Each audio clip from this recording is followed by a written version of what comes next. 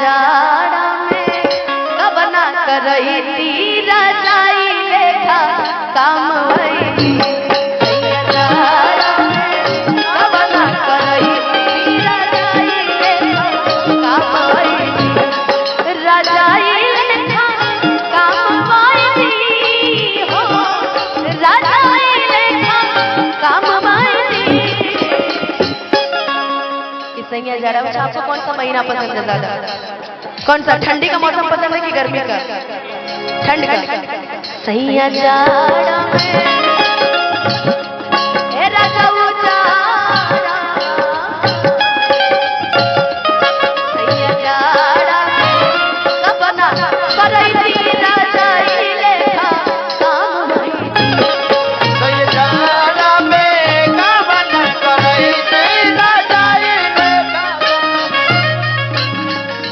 जाड़ा में कबना करई तीरा जाई लेखा जाड़ा में कबना करई तीरा जाई लेखा। रुको रुको रुको लग रहा कूलर में बंद करवाना पड़ेगा, सब टूट जा रहा है। अरे अरे अरे ठीक है भाई, वाह वाह वाह। ये सही पैसा के बरसात सोच रहे हो क्या जी? ए वो वाला कौन सा था जो बजा रहे थे?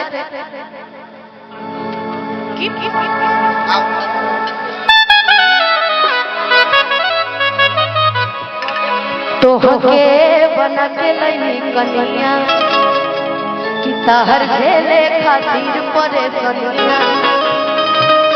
अरे धन हमर हमरे लमाना तका बैंक में रखाई जवनिया।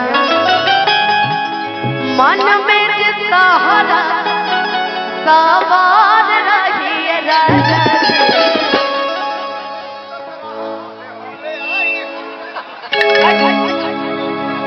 मन में जे सहारा सवार रही राजा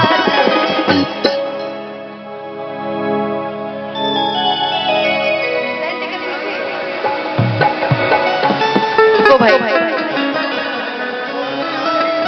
दिल है कि मानता नहीं? कितना दिल नहीं मानता थोड़ा हमें बताइए, मना देते हैं। अच्छा उन लोग अच्छा इस गाने के बाद तब पता दे कमरिया जिंदगी भर रही है राजा तब पता दे कमरिया जिंदगी भर रही तो के बना के लई कनिया कह ले खातिर परेशानिया।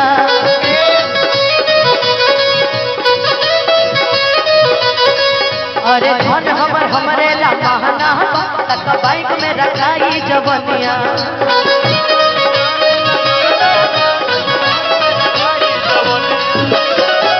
मन में जे सहारा सवार रही राजा जी मन में जे सहारा सवार रही राजा जी तब पता दे कमरिया रही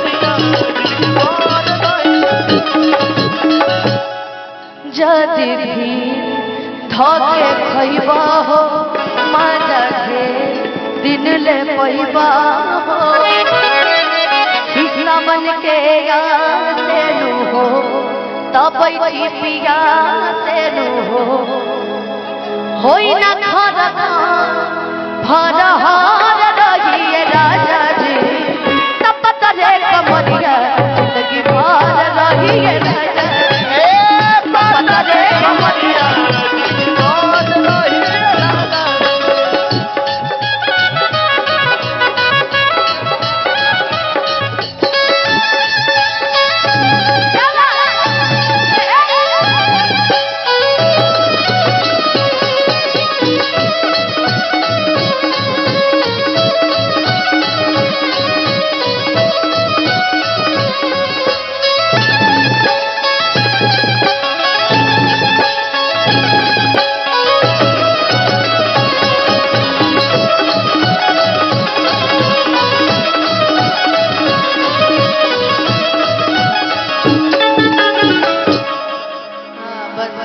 और ये इतना ज्यादा हो गया ना। अच्छा, एक भाई की मेरी फरमाइश है, मेरे भाई ने बड़ी सुंदर फरमाइश की है।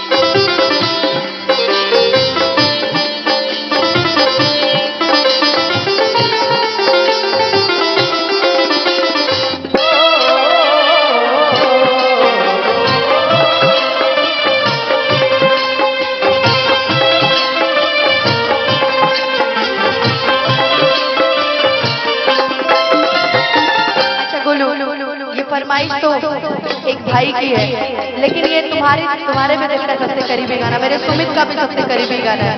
तो ये लाइन स्पेशल है ना। हम तो मोहब्बत